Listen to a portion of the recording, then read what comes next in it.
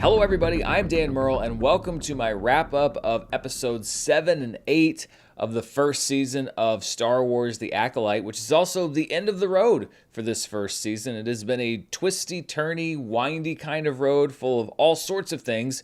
So we're going to unpack these last couple episodes and then I'll give my thoughts on the whole season at the end of the review. This is going to be basically an entire spoiler review because everything I have to say really about the show involves spoilers. So if you haven't seen the last episode of The Acolyte just yet, or you haven't started watching the show, pause this review, go watch it, because I'm just going to jump right into details on these 7th and 8th episodes and start breaking down what I thought the show did well and what I thought the show didn't do so well. Let's go back to episode 7 because I've been doing this in 2 episode batches, and this was a full flashback episode. We go back to that fateful night on Bryndock and we learn what happened, what put all of these characters on the road to where we saw this season and what's going to pay off in episode 8. And I've been saying since I started reviewing the show really that this revelation of what happened would be the make or break point for me on this season, and I'm sorry to say that most of what was revealed, or at least the manner in which it was revealed,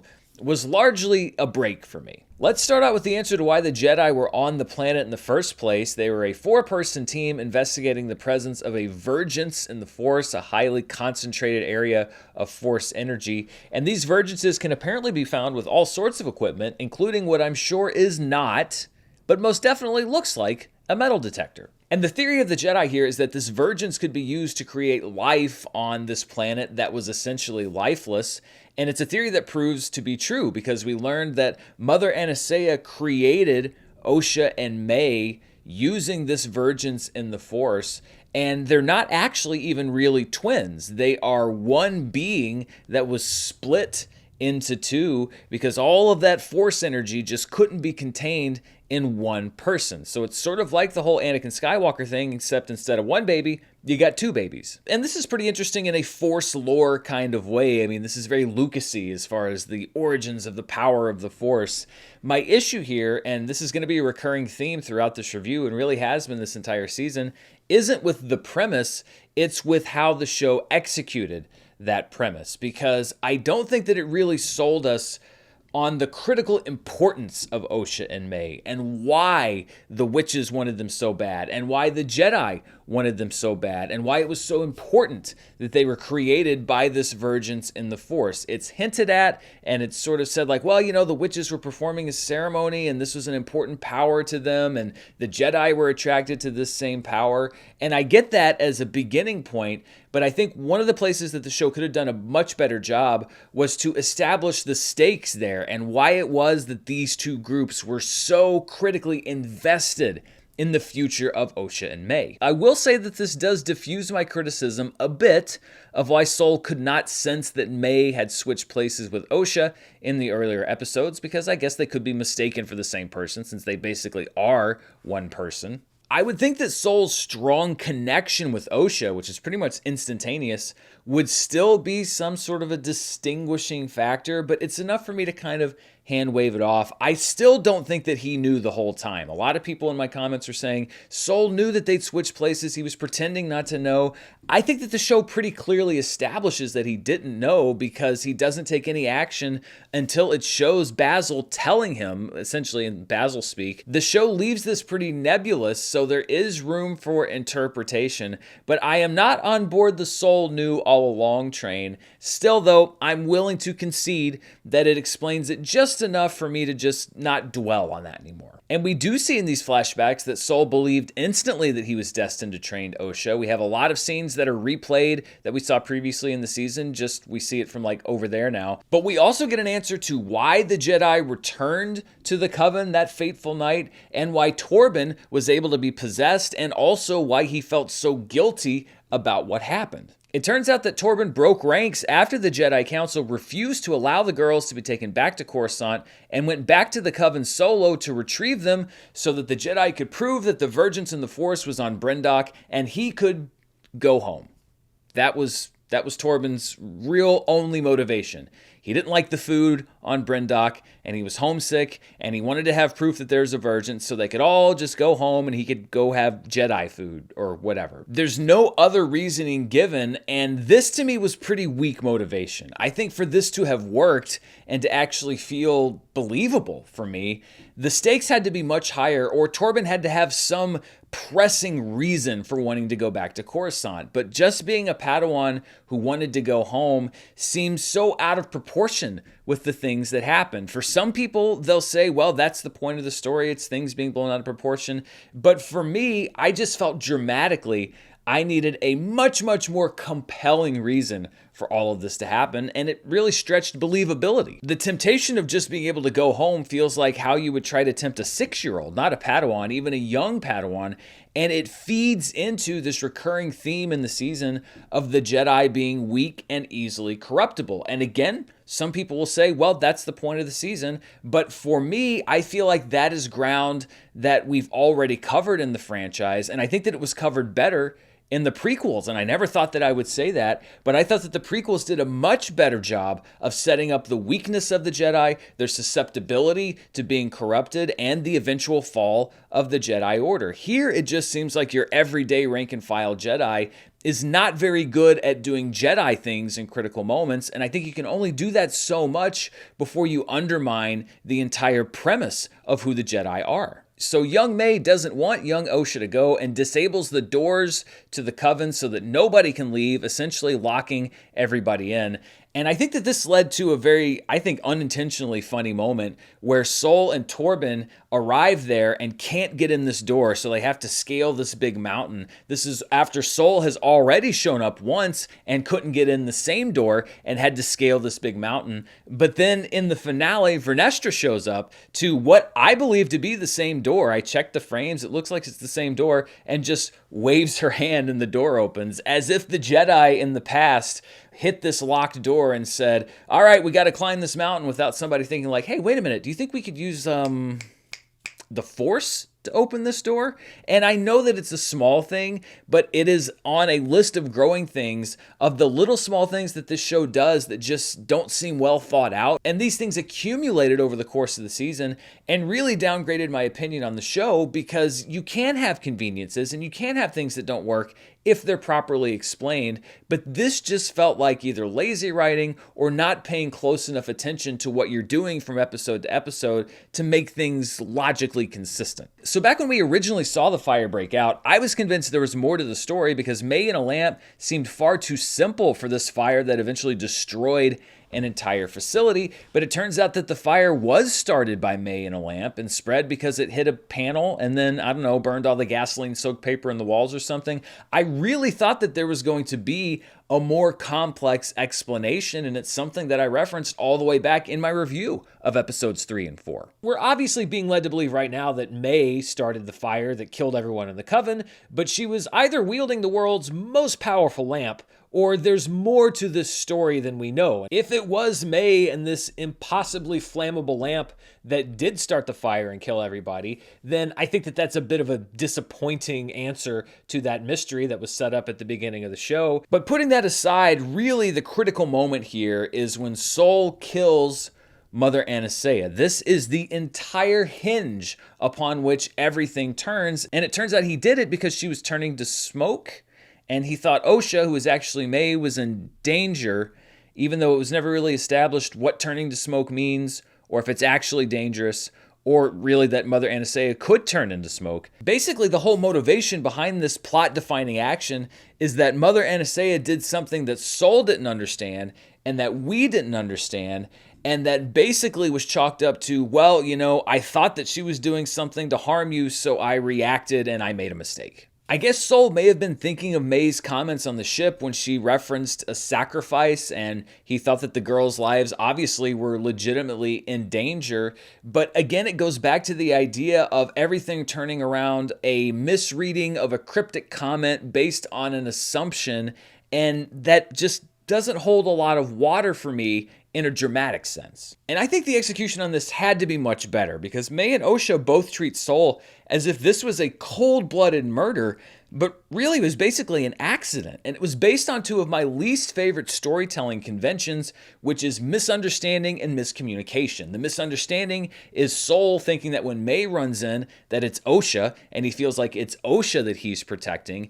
But worse than that for me is the miscommunication, because really the reason Sol feels like there's a threat is because when the Jedi arrive, Mother Anastasia treats them hostilely and makes comments as if they're there to steal her child. It was foolish to come back here, Jedi. We come with noble intentions. You wish to know if we will allow Osha to join you, to be raised by an institution instead of a family. But after she dies, she says, I was going to let Osha go with you anyway. I was going to let Osha go. It's what she wants. And trying to reconcile those two things and figure out why was this character taking such an aggressive stance when she was going to let the Jedi take her daughter. The only possible reason that I can come up with in my head is that the script and the plot needed her to take an aggressive stance because Sol had to make that misunderstanding. And again, dramatically, that just doesn't hold a lot of water because it's a convenience. It doesn't make sense on a character level. It only makes sense on a plot level. If either of these two things hadn't happened, the misunderstanding or the miscommunication, then Sol probably wouldn't have killed her. But he does because these two things happen. And listen, tragedy happens all the time based on miscommunication, especially. Romeo and Juliet is a great case. But it's well established in the plot how and why these things happen. When you don't do that on a writing level, then it just feels like convenience. And that's what it felt like here. And it really just comes down to refining your story, refining your dialogue, properly establishing and paying things off. It's not necessarily something that many or even most people in the audience will be consciously aware of, but it really helps story cohesion. And that was the biggest thing lacking in this season, was story cohesion. Really, everything that the Jedi did on Bryndock was the result of an accident or a misunderstanding. Even the death of the Coven. They're killed when Indara severs the link between them and Kelnaka for reasons that aren't fully explained. And that goes back to the core issues again. It's not what happens, it's how it's established. And it's like building a shaky foundation. When the foundation is shaky, everything you put on top of it is going to get progressively more shaky. And this is a show that really relied on a solid foundation, and I don't think that it had it. We do get Kelnaka's possession by the witches and his fight against Sol and Torben, which is a legitimate threat and a pretty cool looking scene. I think it would have held more weight had Kelnaka actually done anything before or after this point. If he was a character that we really loved as established either during the flashback or the present day stuff, I think it would have been really disturbing to see him possessed and fighting against his friends. But I think the show really kind of fumbled the character of Kelnaka because they didn't do any of that. He's killed off screen by Kamir, I think. That's another thing they never really looped back on. Who exactly killed Kelnaka? I think it had to have been Kamir, but did he just like run ahead of May in the forest and kill him before she got there? It's another one of those things that they left hanging and never really came back to, and those things accumulate over time. I think that there was so much potential with Kelnaka, the idea of a Wookiee being a Jedi, and so many cool things they could have done, and Wookiees just inherently are likable characters, but they didn't really do any of that, and yet they ask us to invest in him the same amount of energy that we have in characters that we do know and love, and again, it all goes back to the writing. Honestly, I thought the finale was going to focus more on Sol's guilt over being forced to choose whether to save Osha or May, because I guess he couldn't force pull both kids over to him, so he had to choose to save Osha from falling while seemingly letting May fall to her death. This felt like a compelling reason as to why May would hate Sol. I think it could have been a good wedge to drive between Osha and Sol. Hey, listen, you're great Jedi Master. Let me die so that he could save you. And there was so much that I thought you could explore there, but there really wasn't much of a reference made to that again. And I think that that really was almost more compelling than the murder angle. The idea of letting one child die to save the chosen one that he picked seemingly at random. I think the show actually did a good job of establishing the personal bond between Osha and May. It just did a bad job at showing us their progression as characters. I'm still bothered by May's sudden decision to abandon her vendetta and turn herself into the Jedi, which is something that I referenced back in an earlier review. If we don't find anything else out about this drastic character turn, then that's just going to be another thing on my list of disappointing things as far as the writing of the show. I'm basically at the point that it was so quick and so kind of out of the blue. I'm thinking that there has to be more, or else it's just a horribly written character arc. So that's going to be something that I'm looking for in the episodes coming up. And Osha's seeming turn to the dark side was handled a bit better, even though it mostly happens across just 2 episodes. The pacing of the show has been a constant critique of mine, and I think that they should have allotted one more episode to that journey between Osha and Kamir, so we see more of that seduction to the dark side. I know that a lot of hardcore fans were happy at seeing the corruption of Soul's Kyber Crystal and that lightsaber turning red, and this is a process that's apparently called Kyber Crystal bleeding, because I looked it up and I didn't want to look like a dum-dum here on this review. And Kyber Crystal bleeding is apparently something that's been established in a lot of the books and comics, etc. And so people that consume all Star Wars stuff know about that, but the show could have used a little setup for folks like me who don't necessarily read all of that stuff, just to understand exactly what was happening. Because my first instinct, not knowing that something like that could happen, was that I didn't realize that lightsabers could be sort of a mood ring, that they could reflect the mood of the person that's holding them. And then I read about this whole thing about dark energy and going in, and that's the only way to make a red lightsaber. That's really cool information to have, but it's information that you don't have at all unless you've really gone deep into the lore. And I think that there's a way for shows like this to bring that information into the actual text of the show in a way that doesn't feel like hand-holding for fans that already know that stuff. In the flashback, similar to Vernestra's decision at the end of episode 8, Indara chooses to lie about what happened in order to protect Osha's prospects as a Jedi. Soul and the other Jedi decide to lie for the same reason. And this accident, followed by the cover-up, are really the answers to all of the questions posed at the beginning of the season. I thought that it was kind of a sinister plan by the Jedi. I thought it would be a lot more complicated and something that had a lot more depth to it. And I was somewhat underwhelmed by the answer to these mysteries. And if you go all the way back to my reviews at the beginning of the season, that was the key to everything. Really, though, characters aside, I think what it comes down to here is the mystery. What is it that happened? What is it that these 4 Jedi did that set May on this path of murder and revenge and a turn to the dark side? If that mystery can be made compelling, then I think that the show is going to be a lot more compelling than it currently is. But if the heart of the show is a disappointment, then I think that that could be a critical wound. There's a lot more that I want to break down from this season, but before we do, I want to thank the sponsor for this video. This video is brought to you by Cuts. When you're running around with your crew this summer, you always want to be the most stylish one, and a good summer t-shirt is essential to standing out. But most t-shirts are either too stylish to be comfortable or too comfortable to be stylish until now. Cuts t-shirts are so high quality, wrinkle-free, and buttery soft that you can look like you're dressing up even when you're dressing down. I have one of Cuts' Forever tees, and it's a great thing to have, especially in the summer when a t-shirt is basically the only option when it comes to dressing for the heat. I paired it with a black pair of Icon pants for a great outfit that felt fancy but not dressy and was comfortable but also stylish. And Cuts isn't just about t-shirts and pants, they also make stretch-to-fit joggers that look better than a lot of regular pairs of pants, and all of their clothes are as comfortable as athleisure, making them perfect for any occasion. There's a reason Cuts Clothing is the trusted fashion brand of professional athletes, and if you've ever watched your favorite team entering the arena, there's a good chance you've seen them sporting Cuts, and this is clothing that's built to last. You're going to own these clothes for years to come, which makes Cuts a smart wardrobe investment. Embrace the summer state of mind with Cuts. For a limited time, viewers and listeners of the show get 20% off your entire order when you use the code DAN20 at checkout. That's 20% off your order at cutsclothing.com with the promo code DAN20. Please support the show and tell them that we sent you. Experience the perfect blend of style and comfort with Cuts Clothing.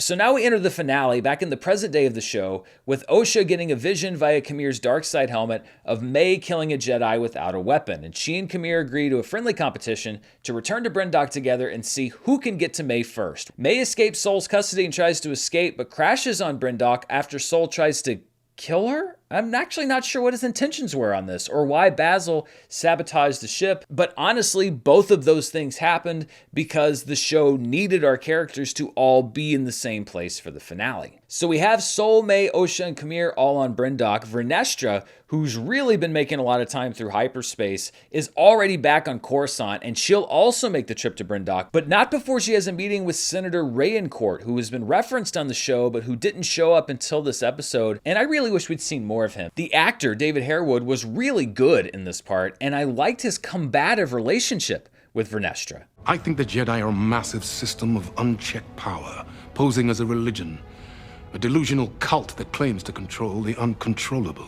I think that seeing more of this pushback from the Senate throughout the season instead of hearing about it would have added more intrigue to what was happening on Coruscant, would have heightened the stakes for Vernestra, and really would have made the show better. But I also get that you can't use Rayencourt too much because he's obviously watched ahead and has seen the prequels, and he can't spoil the ending for the Jedi. You project an image of goodness and restraint, but it's only a matter of time before one of you snaps. And when, not if that happens, who will be strong enough to stop him? On Bryndock, we have a battle royale. The Wuxia fighting style makes a big comeback as Sol and Kamir face off, and Osha and May also have a brief fight, but only after May drops the dime on Sol and what really kinda happened to their mom. Osha's vision also does end up coming true, but her sister isn't the Jedi killer. She is, and she does what May intended to do to Kelnaka and kills a Jedi without a weapon by force choking her mentor Sol to death, after Kamir goes full Palpatine and quotes Return of the Jedi. Strike him down, and your journey will be complete. Strike me down with all of your hatred, and your journey towards the dark side will be complete. This is big tragedy, a student killing her master, operatic in nature as we're used to from Star Wars, even though it was somewhat predictable, especially after Osha and May literally switched wardrobes, and May started wearing lighter clothes with Osha wearing the dark hooded outfit. As I mentioned, this is not a particularly subtle show, but Star Wars isn't a particularly subtle franchise. I must admit I'm sad to see Sol go. I did find his character compelling, and I think that there were some missed opportunities to go even deeper into his grief and guilt. The nature of revealing everything just before the final episode means that you don't really get to spend much time with the characters grappling with those revelations. And that's the double-edged nature of a mystery show like this. You can tease out the answers and it can keep the audience intrigued and tuning in, but you don't have that much time for the actual character work to be done on the back end. That's actually one of the reasons why I'm glad Return of the Jedi gave Luke an entire movie to grapple with the revelation that Darth Vader was his father, instead of dropping that reveal in Act 3 of Jedi and having him basically only be able to do it through that final fight. I think if it were made today, they might have saved that revelation for the last movie in the trilogy and maybe hinted at it in The Empire Strikes Back. But I think that Jedi is a much, much better movie because we start out with Luke knowing that information and dealing with it the entire time. May and Osha return to the tree where they hung out as girls, and Osha agrees to become Kamir's acolyte, but only if he'll wipe May's memory of everything, including her, Spider-Man style. So we now have a character essentially with amnesia who's in Jedi custody, but will obviously be used by Vernestra to try to hunt down Kamir. And we got the confirmation of what a lot of people had speculated, which is that she is the Jedi Master that drove Kamir away from the Order and helped to facilitate his turn to the dark side. And she confirms this, as apparently you confirm everything in this series, by quoting another character in the Star Wars saga, Obi-Wan Kenobi. I need you to help me find someone. Who? A pupil of mine. Before he turned to evil. A young Jedi named Darth Vader. who was a pupil of mine until he turned to evil. So May is on Coruscant, and Osha is back with Kamir, holding hands with him on the beach, ready to start her path down the dark side, and I have to admit, this is a very compelling final visual for this first season. And we have all of these main story beats, but from what I've seen, a lot of the excitement, particularly around this episode, is fueled by the thing that really keeps these franchises running. That's right, I'm talking about cameos. We have that final button where Vernestra walks in and says that she needs to talk to Yoda. I'm not sure about what, given that she's already lied to the Senate about everything and blames Sol, which was set up as I predicted back in episode 6. If I had to guess where we're going to go from here, the English Jedi's seemingly random suggestion that Sol could have been responsible for the massacre on Kofar leads me to believe that Vernestra will definitely say that Sol is responsible for the massacre on Kofar, which means that the Jedi will cover up this new Sith presence. But the big cameo is the first appearance of what seems confirmed to have been Darth Plagueis, the legendary Sith who was established in Revenge of the Sith as Palpatine's master and was a master of many abilities that some consider to be unnatural. This is one of the most anticipated character reveals and one that a lot of people had assumed would happen this season, and I've seen a lot of folks now clamoring for a season 2 because they want more Darth Plagueis. And I get it, but it does feel just a little bit cheap. You bring in these characters right at the very end of the season and say, okay, well, you know, if you love Yoda and you want to see Darth Plagueis, then get on the phone, I guess, or Twitter or whatever, and tell them that you want the Acolyte season 2. They obviously want to make more of this show, but I wish that they had done that through telling a more compelling story with the original characters and also sprinkling in Plagueis and Yoda to add to that intrigue. Whereas now I feel like a lot of the intrigue and interest is now just based off of the potential, particularly of Plagueis, who has been a character that fans have wanted to see more of for 2 decades now. So we now have season 1 of The Acolyte in its totality, and a lot of my opinion throughout these 8 episodes was based on a wait-and-see mentality. I wanted to give the show time to develop its mysteries and reveals and to see what they had in store, and I have to say that largely I'm somewhat disappointed. The show itself on a conceptual level, I don't think is fundamentally flawed. I've seen a lot of people who really hate the show that question Disney's decision to even make it in the first place. But when you look at it as far as an elevator pitch, I think it's actually a pretty good idea for a show. 2 twin sisters who are actually one being are split into 2 by a divergence in the Force. One of them becomes a failed Jedi, the other one is an aspiring Sith. They reunite amid a slowly unfolding mystery about the Jedi massacre that drove them apart, culminating in one's fall from grace and another's redemption. That's not a bad pitch at all. But the execution largely wasn't there. The show itself had some great moments, and I didn't think that this finale was terrible.